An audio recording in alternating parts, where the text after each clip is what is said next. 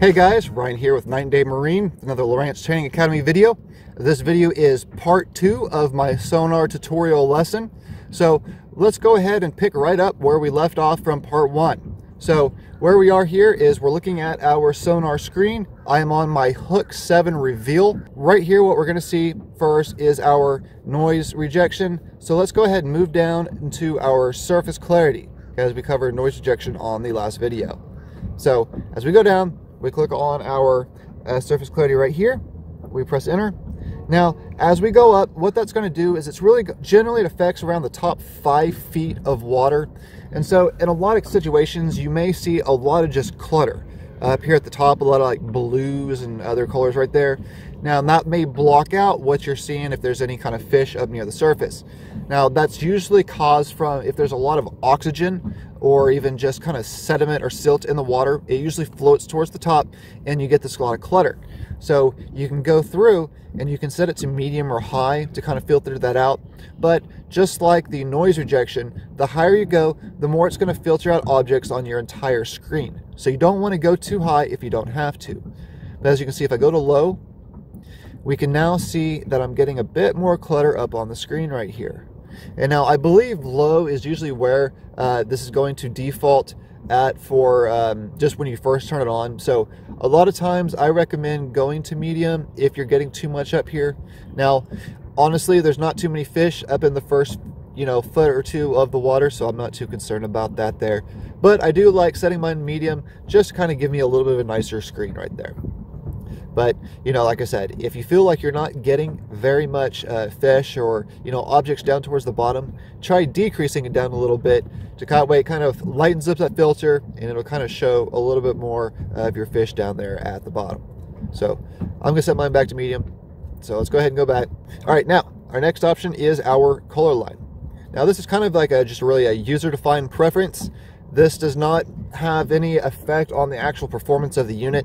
The lower we go, the more blue everything is supposed to show up. The higher we go, the more yellow things are supposed to be. Okay? And it also depends on your color palette.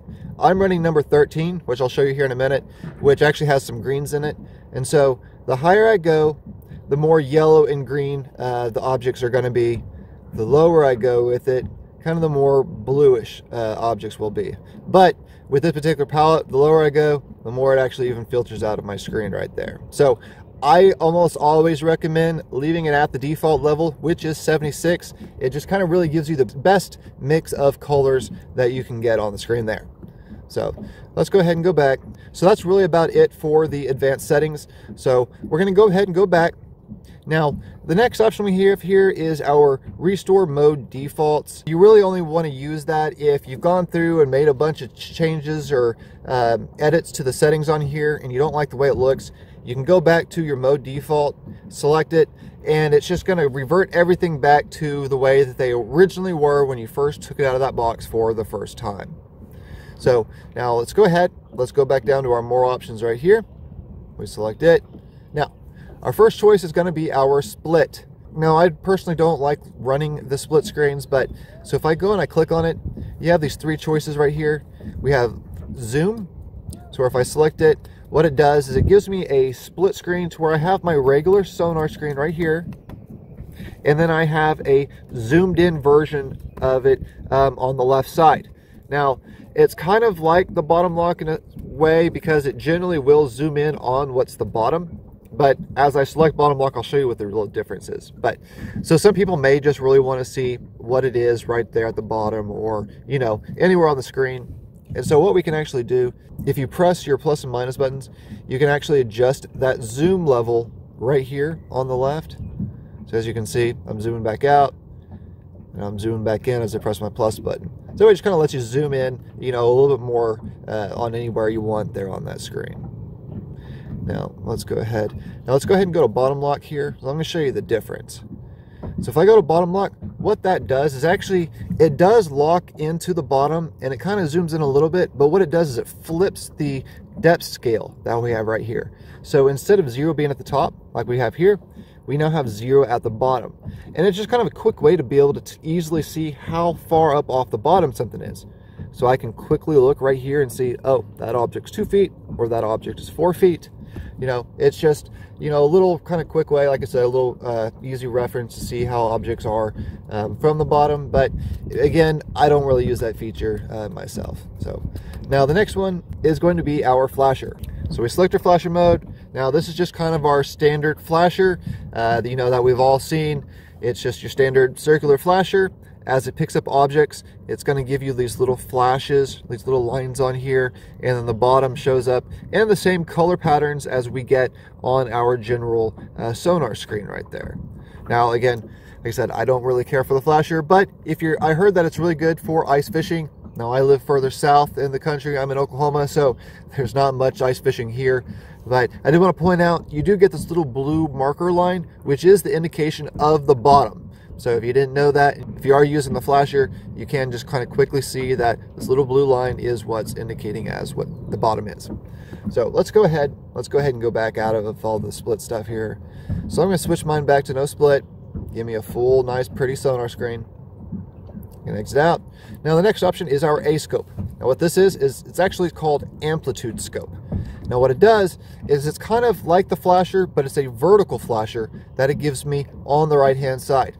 So if any of you guys have been using these units so long that you ever had those paper graphs, it's kind of like when you have the paper graphs and it's drawing it and it's initially writing the screen out, this is that point on there. So again, it's kind of neat if you want to just be able to quickly tell where objects are pinging at on it, but to me, it just takes up extra space on the screen, so I don't really care for it myself. So there, we turn it back off. Now the next option is our palette. This is a very useful menu option. So if we go ahead and click on it, I like number 13, like I mentioned before. But when you first turn this unit on, this is what you're going to see. You're going to get all of the yellows and blues and reds. That is color palette number 1, which is called white background. So a lot of people do like this particular palette. Some people like the blue one, where it gives you a blue background instead. Now you have lots of different choices in here. One of my good friends actually likes number 11. He likes the way it appears on the screen. But me personally, I like number 13 because it turns the bottom brown. And so as you saw on number 1, with it all being the same colors, if you have any fish just sitting right there on the bottom, especially if you're looking for catfish or any kind of like you know, bass that are really hanging low, a lot of times they'll just kind of blend in with the bottom and you can't see them. When you set it to color palette 13 or 14, which is called bottom track, I believe, what it does is it turns the bottom brown, and then any kind of fish or structure or anything else that are sitting on the bottom, they show up as the different colors of, you know, blue, red, and yellow. And so you can very easily distinguish between what is the bottom and what is fish. So I find that very useful. Now, some people also like number 14, because they like the blue background instead of the white, but it also gives them still that brown bottom there. Now, me personally, I like number 13. I think it's easier to see. So I'm going to go ahead and back out now. Now, our next feature is the Fish ID. Now, this menu it's really neat, but I really find it more useful for the beginner. So if you've never used this stuff before and you just want to really just see, you know, little pictures of fish, we can turn this on. And so the first choice here is going to be our symbols. So as you see, when I select it, I'm now getting, and it may be kind of hard for you to see, but you're getting these little bitty fish symbols on the screen there. That's just basically saying, hey, we feel that this object right here is a fish. Now, it's not always accurate, which is why we don't always recommend using it, because really, anything it picks up in the water, it's going to display as that little fish symbol. So not all fish symbols are actually fish. And it'll also see how there are kind of smaller fish and bigger fish. That again is also not always very accurate. And so that's why I don't really like recommending it. But before, whenever you would turn this on, it would actually turn on your filters real high so that it would remove all of your arches and all the colors, and all you would see are the little fish symbols. But it appears now that they've actually mixed them together. Now, what we also have is depths. So what happens there is, and they're real small on the screen here, but they're little actually depth numbers to tell you how deep each object in the water is. Now that actually is pretty useful. Just at a quick glance, I can know that this is exactly 10.2 feet deep, or I've got one here that's 16.6 feet deep. You know, so it's a really cool feature that you can add on there. That is actually one that I do like using. Now you also have both, where if I click on it, it gives me the little fish symbols and the depth numbers. And that's really all that is there. Now you also have fish ID beeps here, to where if I select that on, my unit beeps at me every time it draws a little fish symbol. And so really what it is just kind of, if you're out fishing, that way it just kind of helps alert you that a fish did show up on your sonar screen. Now, I don't really care for it. I don't like when my unit beeps at me, so I'm going to turn mine off for the time being. And I'm actually going to go up here and I'm going to turn it off entirely. So we switch that off there. I'm going to go ahead and go back. Now, the last option we have here is our overlay downscan. Now, what this does is it's going to take our downscan imaging and it's going to overlay it on top of our sonar screen here. So as you can see how the bottom now turned up green, what it's doing is it's taking the structure scan, the downscan picture, and it's putting it on top here.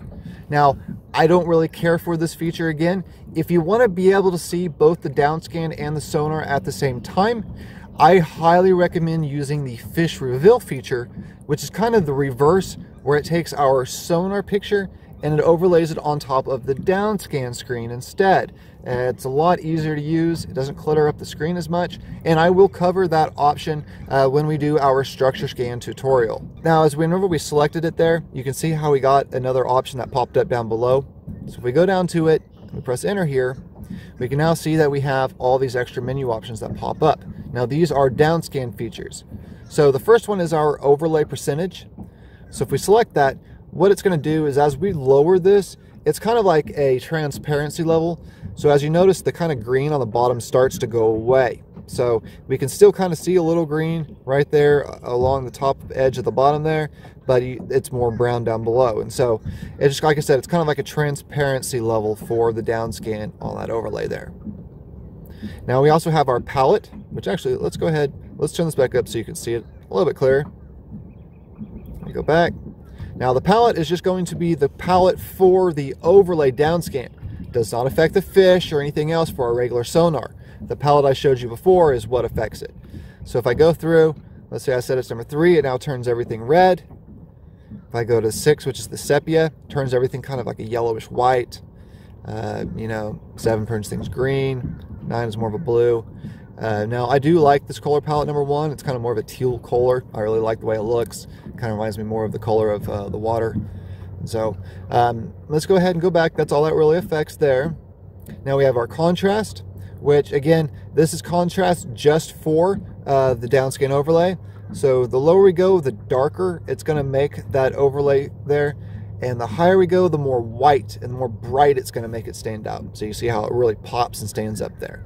But it kind of washes it out, so you really don't want to go too high with the contrast level.